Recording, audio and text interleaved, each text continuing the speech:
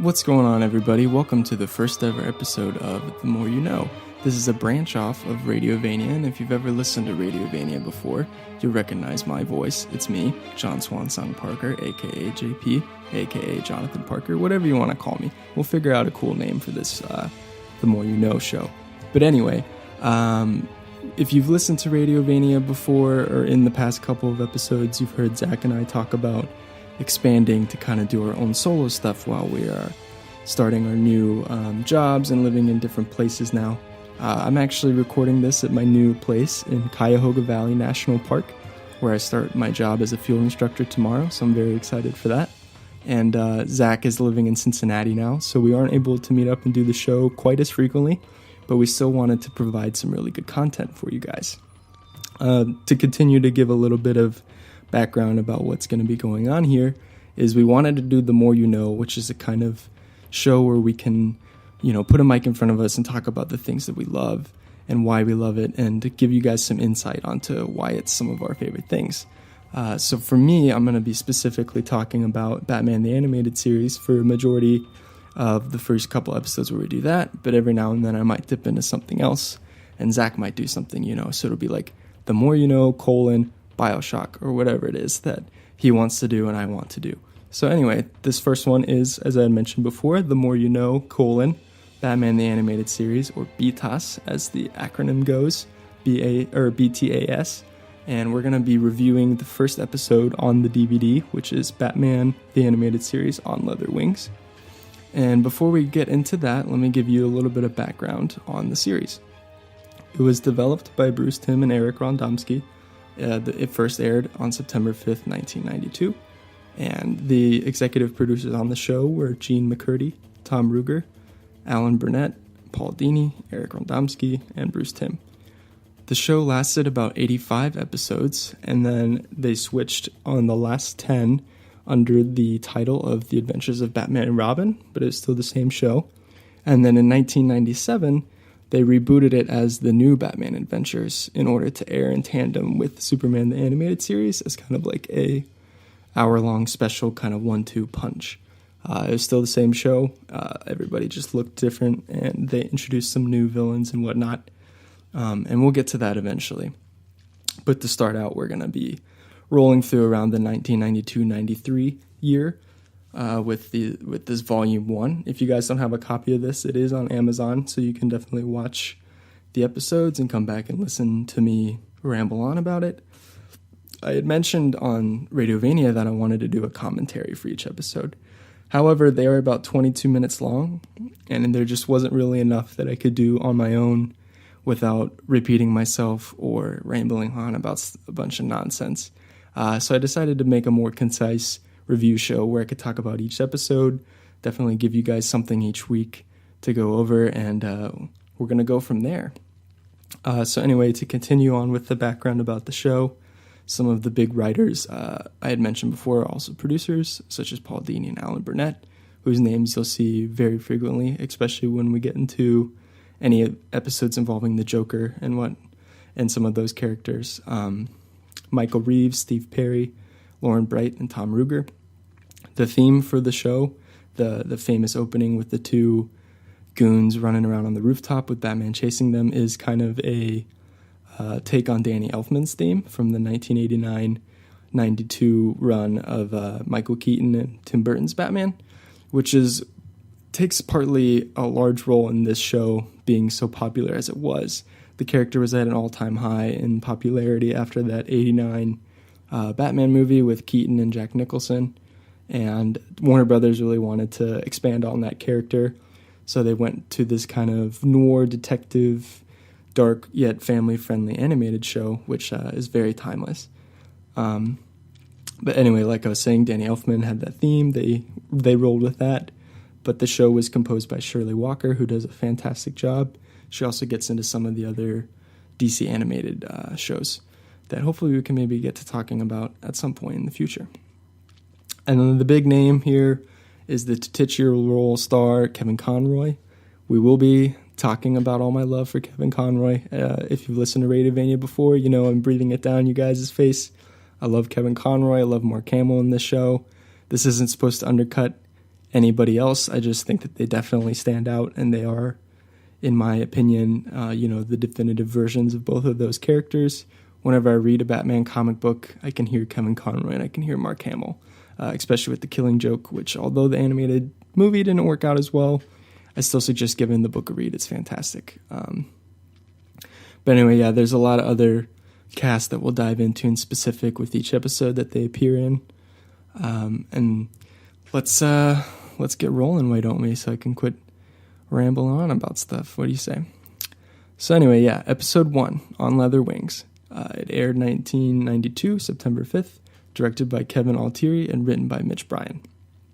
This episode, I think, is a good starting point to introduce the world of this show.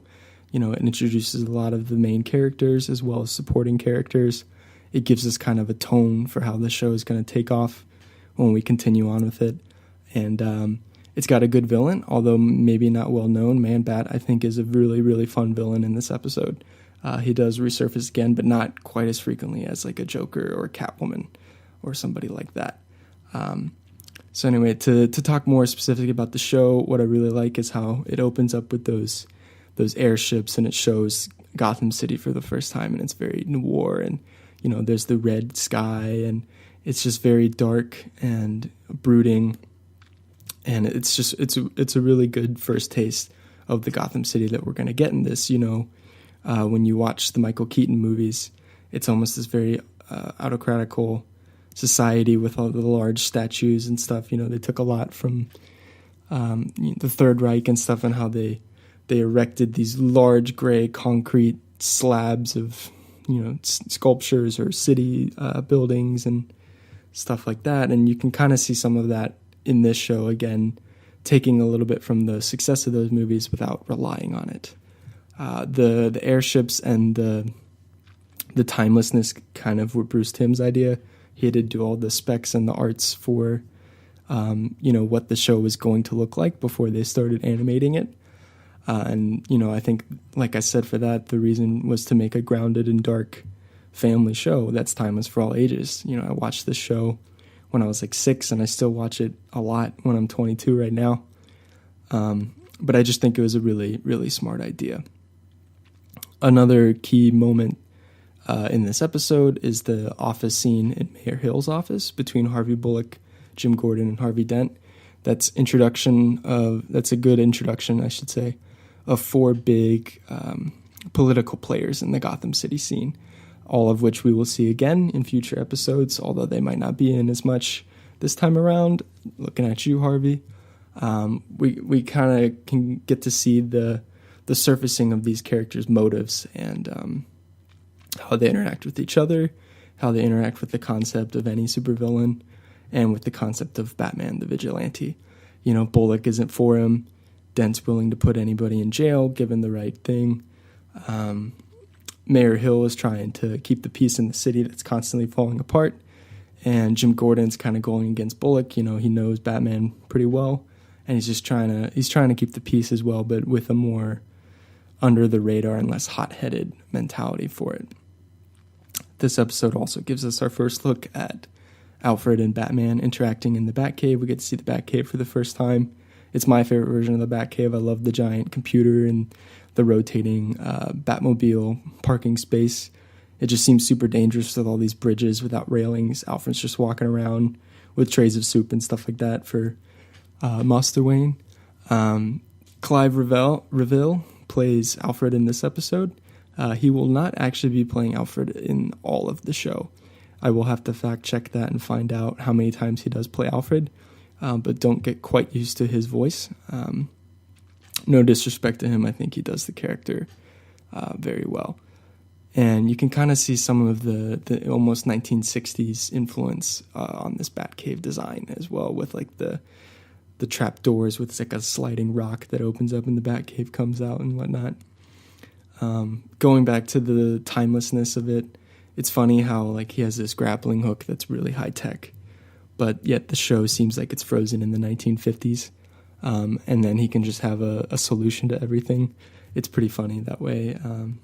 But I love it. And, I just think it really serves the character well to have these solutions for it while also having almost this period piece aspect to make it so that it's not, like a world like a Zack Snyder Batman verse where he has like a Batmobile with a Gatling gun on the front and whatnot. And then going back to this noir feel, they do a fantastic job of really showing Batman as a detective in this TV show. We always hear him being called the detective by Ra's al Ghul, or, talking about he's the world's greatest detective. We don't really see him do a whole lot of detective stuff in the movies. If we do, it's very short, like him reading emails in Batman v Superman, or testing the ballistics on those bullets in The Dark Knight, and searching for stuff in other movies, and then cracking the Joker's chemical code in the 1989 Batman. But this show, almost every episode you'll see him really going to work. The part in this episode, he's sneaking around the pharmaceutical company. He finds that tape recorder that that Man-Bat attacked the security guard who was recording his stupid radio voice for, which I actually would love to have him on the show right now. But anyway, you can kind of see him putting those skills to use plenty of times in this show, and particularly in this episode, it helps out a great deal. He uses that, and it takes him to the zoo, where we encounter, the alter ego of our nemesis, which is Kirk Langstrom in this episode. He had a lab accident that went wrong that turns him into Man-Bat. He has some kind of ulterior motives for testing out these formulas and something like that. And it's a really good Dr. Jekyll and Mr. Hyde kind of story. That if you've played the Arkham Knight game, you can see that in there as well. They do a good job of keeping that origin story going. And to give you a little bit of background about Man-Bat, his first appearance was in Detective Comics 400, and he was created by Frank Robbins, the great Neil Adams, and Julius Schwartz. The character's made a couple appearances in the show, as well as in the books. I think he's a really cool-looking, iconic character. However, he's not a big, heavy hitter like the Joker or the Riddler.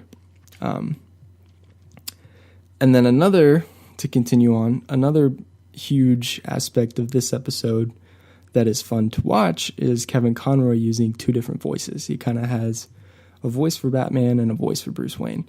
And when you see him interacting with Dr. March at the lab where Langstrom works, you can see him kind of have like this really light-hearted voice for Bruce Wayne, as opposed to his darker version for Batman. Conroy is quoted as saying that he wanted to reflect or really imprint upon us that Bruce Wayne is the mask and Batman is his real voice. As in he's saying he's Batman all the time. He's only Bruce Wayne when he needs to be. So he puts on that suit and, he pretends to be something that he's not, which is something that I think we all really like in our Bruce Wayne and our Batman, but it's not always reflected in the movies or even sometimes in the books and stuff like that. But I think Kevin Conroy does a really good job of establishing that in this episode, and we'll see that come into play later on in the series. There's a couple episodes where he will like alter his voice to even sound, like a gangster or something when he goes undercover. But we'll get into that down the road. And as I was mentioning earlier, the villain is Man-Bat. We have this Dr. Jekyll and Mr. Hyde aspect. Something that's really fun in this series is how they really show the character or the villains that Batman goes up against as almost mirror versions of something that he could be if he went down a darker path. The Joker would be if he broke his one rule of not killing, and what would happen with that. The Penguin is, if Bruce Wayne used his funds for crime, they both come from wealthy families. And Man-Bat, I like to think of almost as what would happen if Batman gave in to his superior intellect and tried to do something that wasn't necessarily ethical or something with his science prowess that he has and detective work. Would it get the better of him turning into a monster, almost a bat monster, which is a really cool dichotomy sort of what they have going on. But anyway, to kind of sum up this episode, I really like how it opens up the world. We can kind of see where it's going forward with this, with Batman and Gordon and Bullock and their motivations for everything. The relationship between the three of those characters, how one dislikes the other, one gets along with Batman. However, they all wind up working as a team many times. We get to see Batman putting his great detective skills to work, and we get to see good action with Man-Bat, and that's something that they do a really good job on with the animation in this show. Is the action sequences, it looks almost cinematic at times, and it gets even better once we get into the movies like Mask of the Phantasm, which we'll get to eventually. But anyway, that's our first episode of the More You Know B.T.A.S for On Leather Wings, and I look forward to diving into more episodes in the future. So thank you for listening, and if you like the show, please hit subscribe, hit that red button. It really helps us out. Also, check out Radiovania. It's a really fun show. It's not just me talking into a mic. It's Zach and I having conversations. We also do After Darks where we have guests on the show. It's a lot of fun. But you can also check out that show and hit subscribe to that too.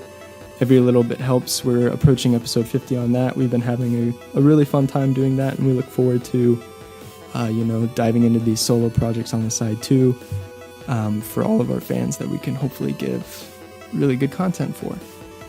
But anyway, thanks again for listening, and we'll see you around soon.